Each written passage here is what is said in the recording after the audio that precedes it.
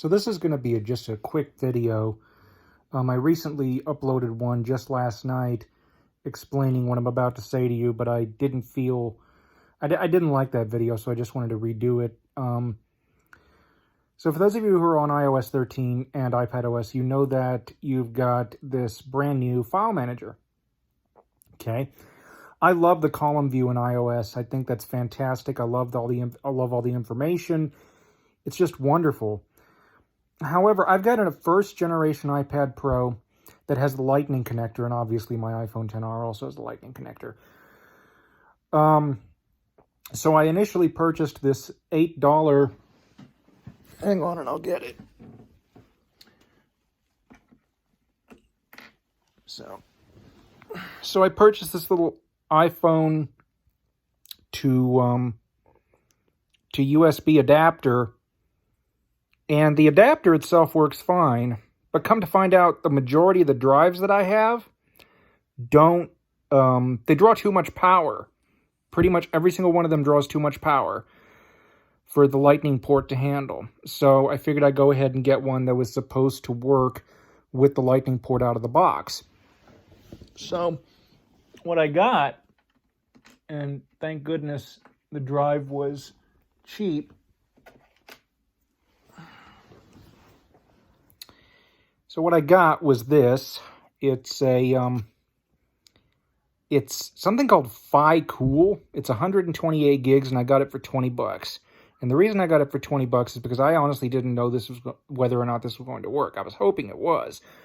So the really cool thing is that up here at the top, for those of you who cannot see, the drive is smooth on one side and has sort of an indent from metal to plastic on the top. And on top of this indent is a switch. And on one side, you move it to one side, you've got a Lightning connector. And on the other side, you move it that direction, you've got a combination USB and micro USB connector. You just have to flip up the main USB and you get micro. But the side that I was interested in was the Lightning side. And so I plugged this in. First of all, I could not get it plugged into my iPhone because the case that I've got on the iPhone isn't... it has too much of a barrier between the connector and the Lightning adapter for this to work properly. But I did get it plugged into my iPad, and it did not show up in the Files app. Instead, it insisted on downloading its own app. So I went ahead and downloaded it. Thankfully, this particular drive comes with the Files app that is with the file manager of its own, something called Love Share, that is robust enough to where I could actually download something to the built-in file manager, Apple's Files app, and then export it to the Love Share app and consequently onto this drive. But I don't like the idea of having to take that middle step, which is one of the reasons why I'm glad this drive was so cheap. Overall, it's a great drive. In fact, I gave it 4 stars on Amazon. Had it not been for this workaround, it had actually worked with the built-in Files app, I would have given it 5 stars. But it's just crazy that this has to happen. Now, I'm curious. It seems to me like the majority of the Lightning-based flash drives were built before iOS 13 was even a thought in the developer's eye. And as such, to my understanding, in order for it to work, they basically had to use Apple's accessory protocol, such that a lot of the accessories you buy require an app to work in the first place, and that's the only way they could facilitate external storage on the iPad, which makes sense from that perspective, the pre-iPadOS days. But now that we've got the Files app, I'm just surprised that this drive, it didn't give me a power warning. But it didn't show up in the built-in Files app either, and that honestly surprised me. I was thinking, I even reformatted the drive. To a macOS extended journal, and apparently that the drive didn't work at all then. So I had to reformat it again to its initial exFAT file format just to get the drive to work on the iPad, regardless of what app it was in. And I don't get it. It's just nuts.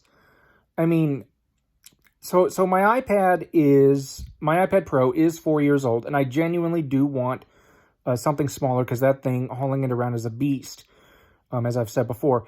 So my question is, should I splurge for the iPad Pro and have the ease of USB-C, or should I go for the iPad Air, which is very, very similar, but could give me the same sort of headache if I don't have the right kind of drive? Now, there was another drive that was sort of, how do you call it? Sort of a star plus shape, and out of each side of this plus was a different connector. And it was an MFI certified drive. It was an Apple certified drive. I was thinking this was the same, and I guess it was not. But the other drive was an Apple certified drive. But the way it was designed would have made plugging in a real chore, because these days, I never use an iOS device without a case. But these drive manufacturers must be designing them utilizing a device that does not have a case, because I just cannot get that. There was no way. I could already tell from the pictures that there was no way I'd be able to get a drive like that plugged in. Another reason why I chose the one that I have here in my hand. So, I mean, I just don't get it. I mean, the other problem with the iPad Air versus the iPad Pro is the price gap. You're looking at about at least a couple hundred. In fact, if I did an iPad Air with a smart keyboard and a case with the 256 gig Wi-Fi plus cellular, the whole business would be just under $1,000. Whereas with the iPad Pro, to get the equivalent, I'd be up to at least $1,200 easy. So, I mean, I don't know. It's $300 to get rid of a headache. What do you guys think? Thank you for watching. Comments are welcome, and have a nice day.